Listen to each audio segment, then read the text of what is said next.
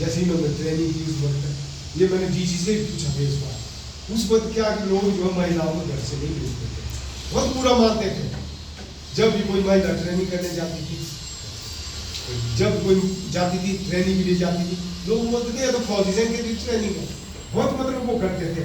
मुझे तो पता था वह कितनी सख्ती होती है, लेकिन उस वक्त इन्होंने ट्रेनिंग की, कहीं ने उंगली उठाई, कहीं तो पारिवारिक जीवन भी खराब हुआ, लेकिन उनमें क्या एक मतलब इनमें एक डेडिकेशन, देश के प्रति एक लगाव था, तब इन्होंने ट्रेनिंग की और काम भी किया। लेकिन आज एसएसबी वाले क्या बोलते हैं, इन्होंने कुछ नहीं किया। फिर मैंने ये बात सुनाई कि एसएसबी को जब हमने घेरा, लेकिन अब उनके पास एक ही पॉइंट है, वो ये कहते हैं वही अब जो है हम आपके बारे में जो है सरकार को भी गलत लिख चुके हैं, वही कुछ रिपोर्ट में भी। अगर हम इस चीज़ को बदलते हैं तो हमारी तो ही है, वो तो होता ही जब सरकार कोई स्टेप लेती है। आज देखो आम आदमी पार्टी का चला है, वो ही बोलती कि पहले बोल रहे थे कि भाई माफी मांगवा, बोलती है पैसे, जब तक कोई हार मानने को तैयार नहीं होती उससे देखती होती है। इसलिए सरकार भी अपनी हार नहीं मान रही है, तो इसलिए उन्होंने बोला अब हम इसको तो नहीं कर सकते, हमको पता है, लेकिन उन्होंने ये बोला इसको हमारी चीज को झुठला सकता है, वो झुठला सकता है, तब जाके हम फिर जो 41 केस लगे थे, फिर उन्होंने कहा इसका फैसला अलग लगाएगा, फिर हमने यूनिक पिटीशन लगाई 2018 में। लेकिन उसके बाद 2 साल हमारे कोरोना में गए, अब ये केस हमारा पेंडिंग है, चला है। सुप्रीम कोर्ट में ये होता तो डेटे मिलनी बड़ी मुश्किल हो जाती है, आगे पीछे जाती है, तो इससे क्या है ये डिले हो रहा है। अभी जो हमारी पीछे डेट पड़ी थी 16 अप्रैल को, उस दिन हमारा 55 नंबर का केस था, 50 तक हुआ, फिर जज महोदय उस पर चले गए, हम तो उसको नहीं पकड़ सकते, नहीं हुआ।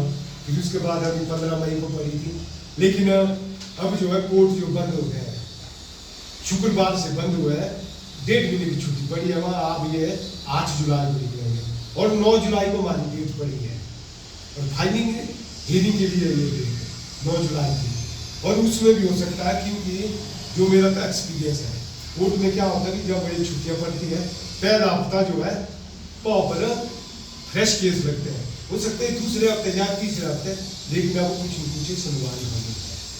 फिर जो है यहाँ पर क्या है, बहुत से लोग मेरे से पूछते हैं कि आप जो क्यों जुड़े, एसएसबी वालों ने ये किया, आपकी तो पेंशन का आएगा, मैं आप करो, आप लोग जिनका लिए इन्होंने काम किया, दिन रात एक किया, मछली पानी का संबंध था, आपने इनको मजदार में छोड़ा, हम तो नहीं छोड़ सकते हैं, हमने इनसे काम लिया है, हम तो नहीं छोड़ सकते।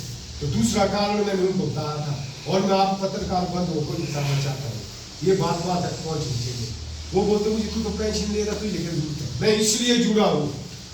अगर हम लोग नहीं जुड़े होते, मैं दावे से कहता हूँ शायद आज जो है आधा वॉलंटियर हमारे जेल में होते और आधा को जो है मार दिया होता है।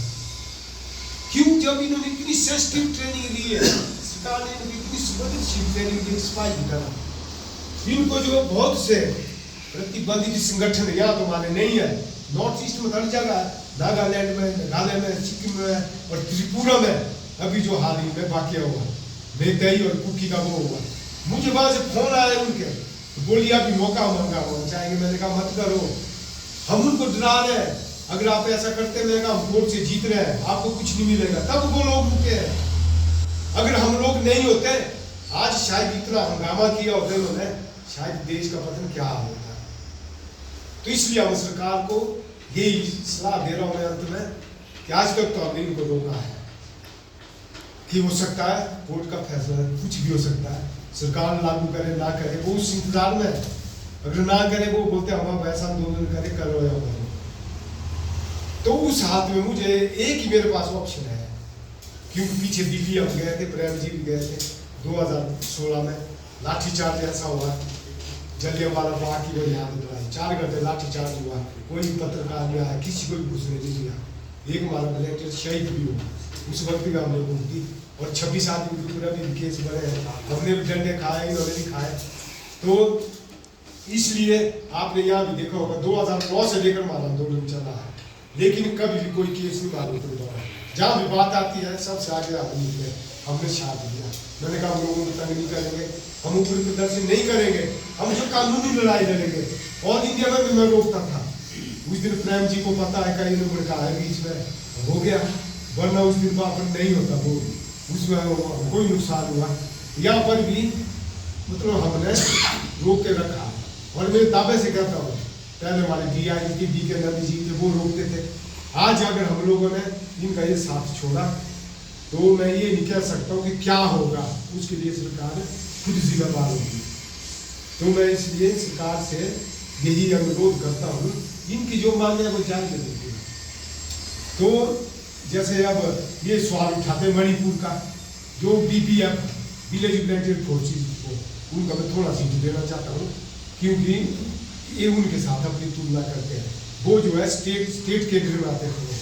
1966 में क्या किया उन्होंने, वो SSB को दे दिया। SSB बाद में उन्होंने क्या किया, उनको डर के मारे, क्योंकि वो बोलते थे हम जो चाइना में जाएंगे, उनको रोकने के लिए क्या किया, उनको रेगुलर मस्ट्रोल दिए जी, रेगुलर उनको बैठ के घर में पेमेंट देते थे। हमारे वॉलंटियर जो मुफ्त में काम करते थे, इनको कुछ नहीं दिया। तो उनको उनकी सेवा तो की। फिर मुझे याद आती है जैसे आज पार्टियों में हो रहा है, दोनों पार्टियों के, एक क्या है, एक तो बेचारा उम्र भर उस पार्टी की सेवा कर रहा है और उठ के चला जा रहा दूसरी पार्टी में, वहां पर उसको रोक रहा है।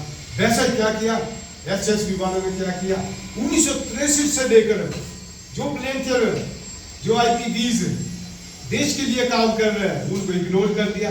और जो 1966 में उठा के लाए, उनको सिर माथे पर चढ़ाया, उनके रेगुलर मस्ट्रोल बनाए, और उनके लिए जो उन्होंने कोर्ट में केस किया और उनको सब कुछ दिया और अपने को नहीं दिया।